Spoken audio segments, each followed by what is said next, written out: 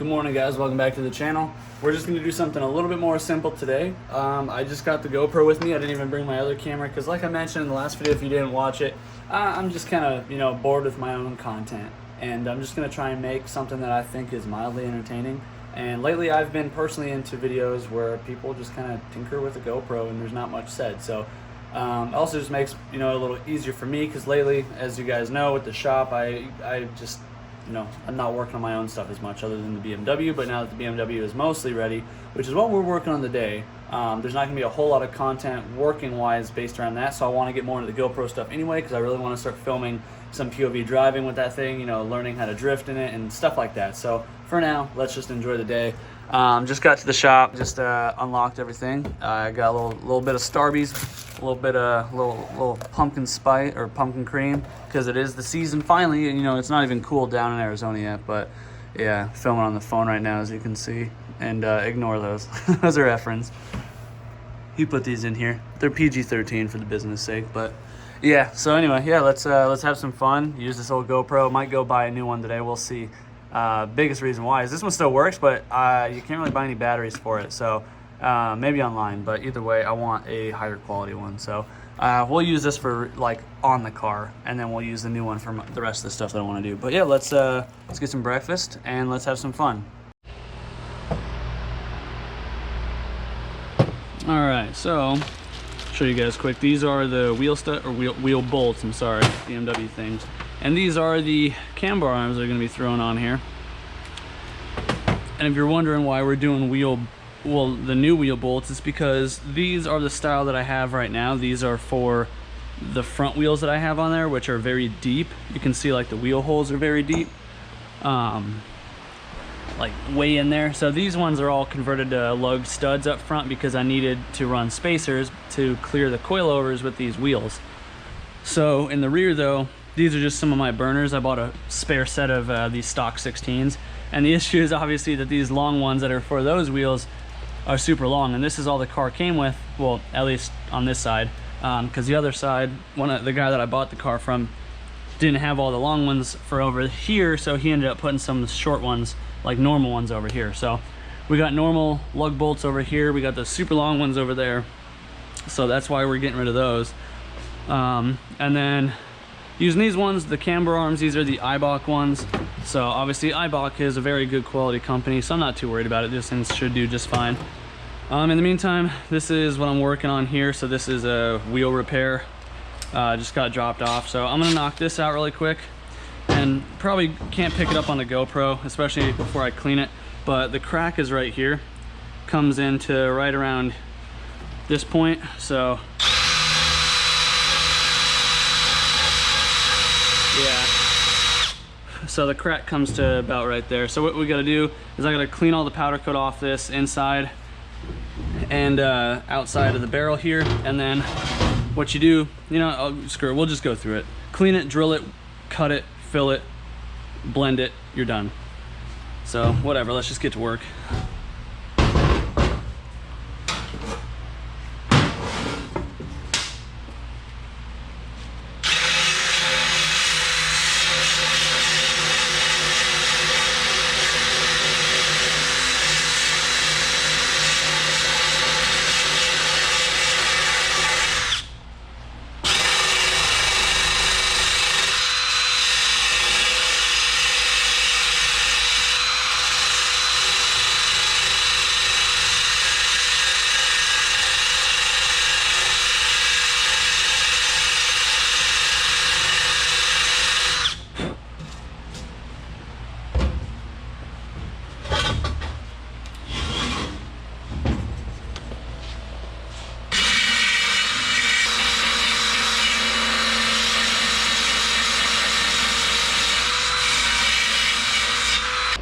All right, so we're all cleaned up. I got the powder coat off. So this is what I use to get the powder coat off. This is a nylon wire wheel, and the reason I use that over a traditional wire wheel like this is because this doesn't gouge the aluminum, because the aluminum is obviously very soft. So use one of those guys, and then we gotta drill a hole at the end of the crack, because that is what's gonna prevent this thing from spreading. So get a look in here. see the crack is right about there, so we'll grab our, you know, center punch. Looks like it comes up to about right about there. So that's where we're gonna drill the hole. And then we can just do it like that. Hole size doesn't really matter. We'll start with, we'll just do a 3/16, because all my bits are pretty dull, so hopefully this one will do it.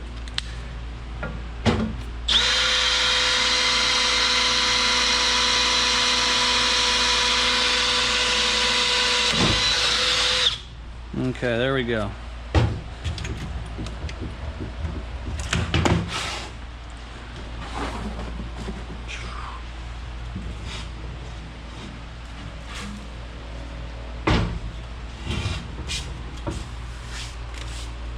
All right, we're looking pretty good.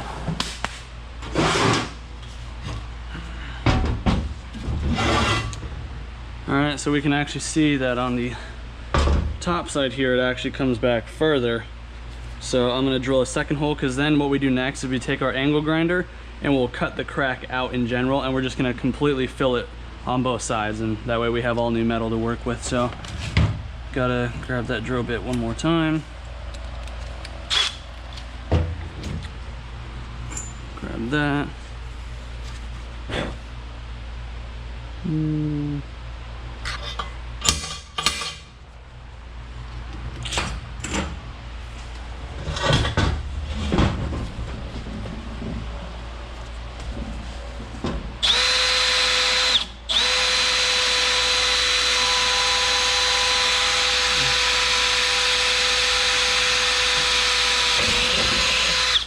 Alright, there we go. Get our angle grinder set up.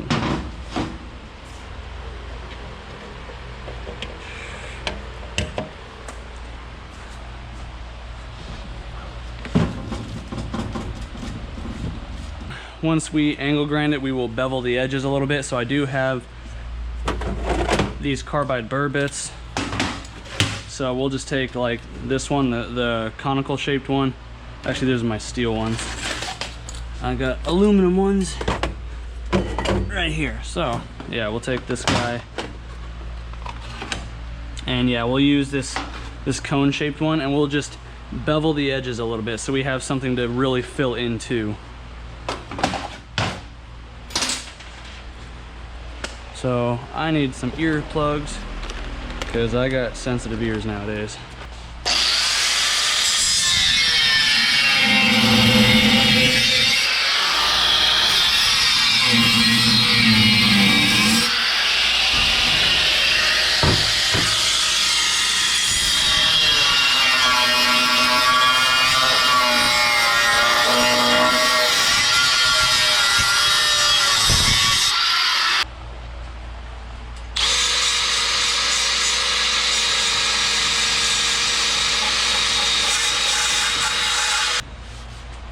And then just secure that with a couple of those guys. And then take this guy.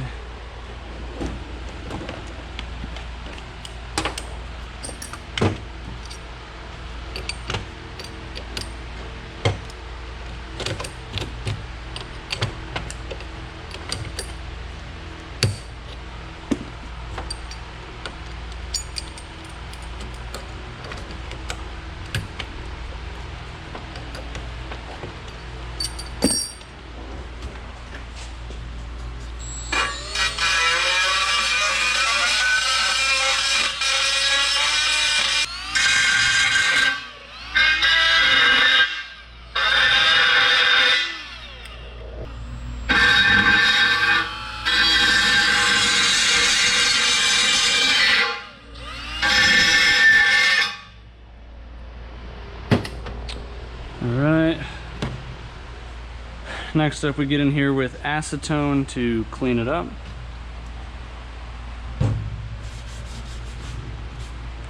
All that dirt on there.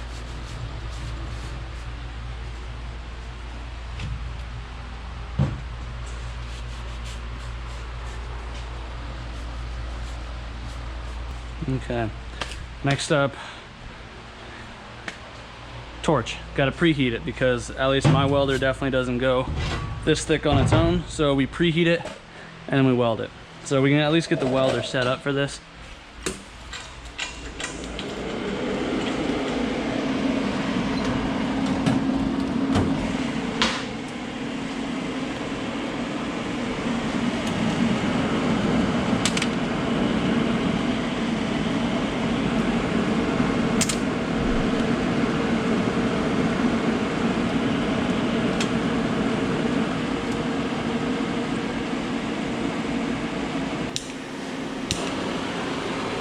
Get her nice and hot and go to town. And for filler rod, we're just using normal 40-43.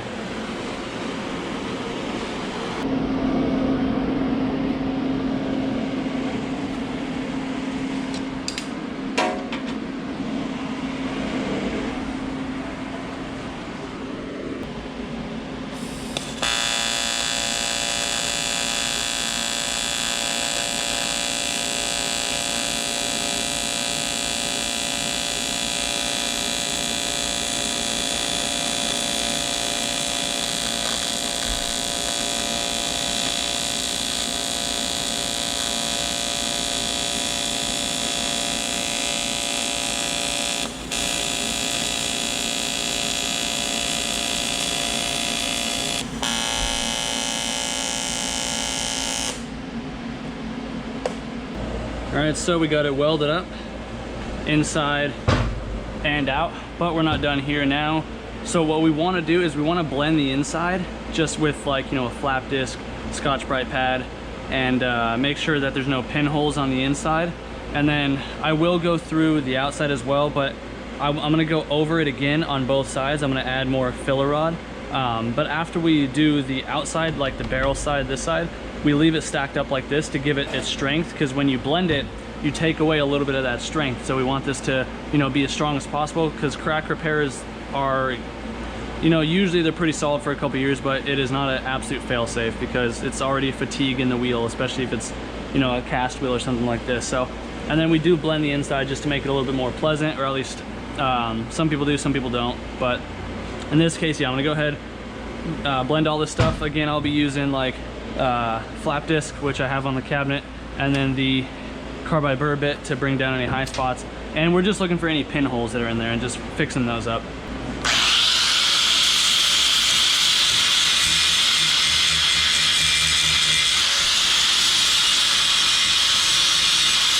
Got a pretty nice blend. I only see 1, 2, 3 pinholes, and they're all on this top side. So I'm gonna give it another hot pass. I'm gonna torch it again to make sure we get, you know, a good melt in there. But yeah, just 2 on the lip here, and then that little gouge right there. So fill those in really quick. Do another pass on the back side just to make sure. And yeah, then we're done. Blend the inside, and then we're done.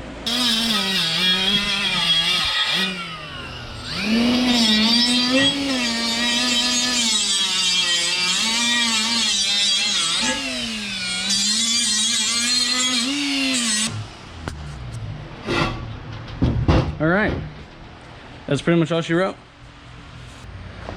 All right, so wheel's done. Waiting on that guy to text me back so we can pick it up. So in the meantime, other than the 2 camber arms and stuff, I just got this hose clamp right here. I don't know if you guys can see it, but whenever I put it on, I just orientated it a little incorrectly. So right down in here, so you can see it's just really close to this fan.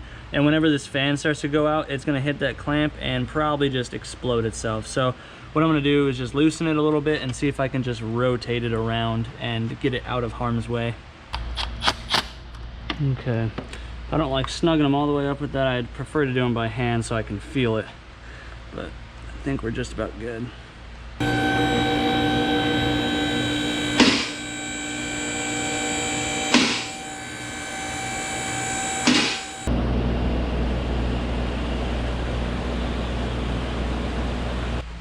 All right, so I'm also gonna raise the rear ride height about 1/2 inch, just because right now the rear end tucks quite a bit, and I don't know, maybe it's a visual thing, especially since I swapped to the 16s in the rear instead of the 18s that I had on here. But yeah, either way, I'm just gonna raise this up a 1/2 inch. So on these ones, you got your locking collar here, and then you take the bottom of the strut off here, and then you just rotate this whole piece. So I'm gonna go ahead and do that. And looking at everything else under here, everything still looks pretty good. So pull that other wheel off as well so I can do the camber arm. And yeah, looking pretty good though.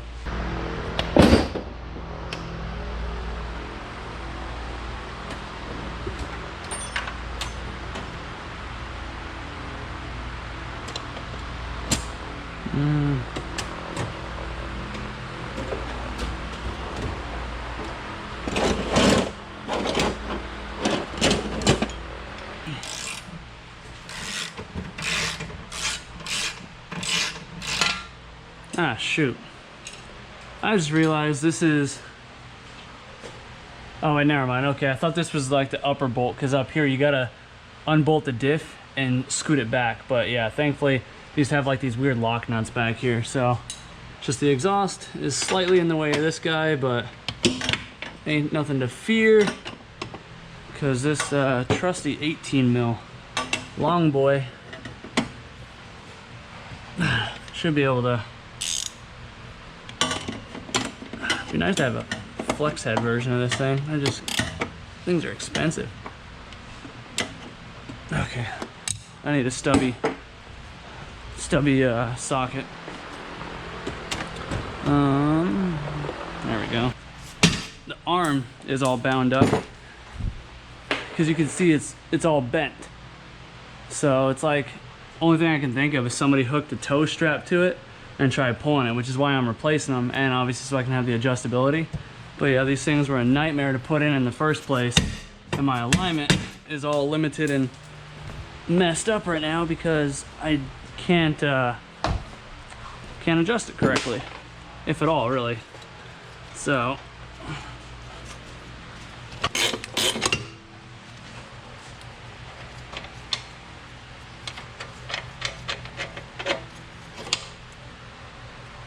oh shoot, you know what? This is also the one where you gotta unbolt the diff a little bit. BMW, why you do this to me? Without taking all of this down with the heat shield down to fully drop the drive shaft and everything else, I was able to lower the sway bar, get the diff bolts, get this diff bolt, which I've only just started to slide this thing around, do a few clutch kicks, and this OEM diff bolt is already starting to bend because these are known to break. So I'm gonna go ahead, try and put this thing back in, but I'm definitely gonna have to order the upgraded one and then hope that that one lasts longer. So whatever, let's just get these new arms put on and freaking finish this thing up, because this just turned into a little bit more work than I anticipated. All right, GoPro's about to die, so I'm gonna save the last of its battery life for the end here. This is the front diff bolt. This is obviously bent, warped, damaged, whatever. So I just went to Ace and just got this one as a temporary solution. This is only a grade 5, so this is probably gonna snap pretty quickly or do that, you know, bend. But I needed something that wasn't this one. So I did order the Garagistic upgraded diff bushing, which is this guy, even though I already just put their kit in with this one. The one that I ordered has the bigger hole up front, and then I ordered their upgraded bolt with it. So it's the one where it's a M14 shoulder with M12 threads. They say it's supposed to be super strong, so I guess I'm gonna find out. But yeah, so we're gonna have to revisit this guy here in a couple of weeks. But in the meantime, I'm just trying to get the car back together so I can go get it aligned and just, you know, drive it. So essentially, this guy, they're not left and right specific. So this guy is gonna go up in there, and then that's gonna go around that. So yeah. All right, so got the height set now, got the other side already done.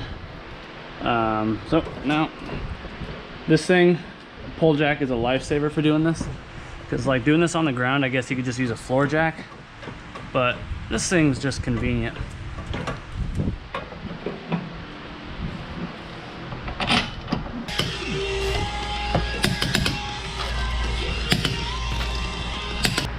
Well, that pretty much wraps up the car for the day. Got the clamp fixed, got the arms put on, got the diff bolt at least, you know, organized. Yeah, right now it looks like the arms are pretty, it's hard to tell if they're straight up and down or if it's positive. especially in comparison to the front wheels here, but whatever. I'm gonna try and take it to the alignment shop tomorrow as long as my buddy is available. So I mean, I suppose that's pretty much gonna wrap it up. So if you guys enjoyed the video, you know, especially this style of video, let me know in the comments down below, because it was a lot better using the GoPro, honestly, because then I could just, you know, go to town and get stuff done. But yeah, I'm so bummed about that diff bolt, man. I know that's part of the game with these cars, but like, did it really have to happen so quickly? Anyways, guys, thanks for spending some time out of your day here with me. If you're new to the channel, hopefully you've considered subscribing. If you want to help support the channel further, if you're local, you know, hit me up for some fab work or whatever. Let's get something going. And then, you know, I do have the website, velocityracewrap.com. You can pick up a t-shirt. And yeah, other than that, just, you know, keep hanging out. Appreciate you guys. Do what you love. Forget about the rest. We'll see you in the next one. Peace out.